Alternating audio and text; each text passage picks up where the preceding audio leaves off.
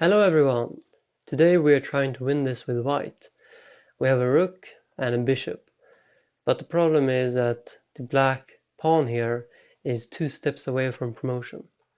So how can white still win this?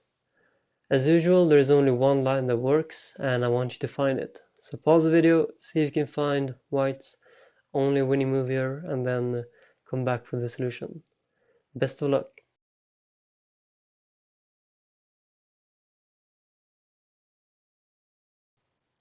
Okay, so what happens if we try to play rook to f8, maybe try to sacrifice the bishop for the pawn. So if black plays g2, we could play bishop to f1 here, but the problem is of course that black is just going to promote here, and we can't win. We can try to take the queen like this, but black is of course going to take the rook, and this is not enough material for us to win with. So that's a draw.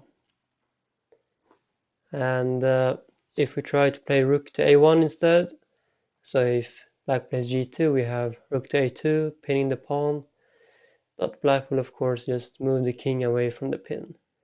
And if we try to defend the promotion square again, then black can just repeat moves. So there's really no progress here for white. If we move the king closer, black will just promote again. And this is a draw. And if we try to play king t4 to get the king closest to the pawn, well, black is going to play g2 again, and if we try to pin the pawn, for example, then black will just play king to g3, attacking the rook, and we can try to check, but here black has king to h4, which saves the draw. We can't really stop this pawn anymore from promoting, and yeah, there's no progress for white. And if we play king maybe to d4, trying to get the bishop to d5 instead, then black still has g2, and yeah, again, this doesn't win for white. Comes with a check also. Okay, so what is the winning move then? Well, it is actually to play rook to f3, and the idea here is after g2, we play bishop to f1. So here we sacrifice the bishop. And it only works when the rook is on f3, because if black promotes here to queen, then we have rook to h3 checkmate. So that is why the rook needs to be on f3.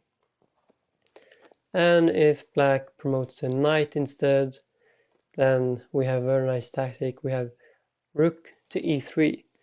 And now this knight here has no squares. Any square it goes to, it will be captured. And if black moves the king, then black has only one square for the king, and that is king to h1. Here we can start bringing our king closer. And the black king still has only one square to go to. And if black ever moves the knight, then we will just capture it. And here we can play king to g3, taking away the h2 square from the black king, and black has to move the knight now. And it doesn't matter where black goes, we will capture it, and then we will deliver mate. So that's what happens if black promotes a knight. And of course, if black captures the bishop, then we will just capture that, and we can win with only a rook. And yeah, if black plays king to h1 instead, then we can just sacrifice the bishop for the pawn.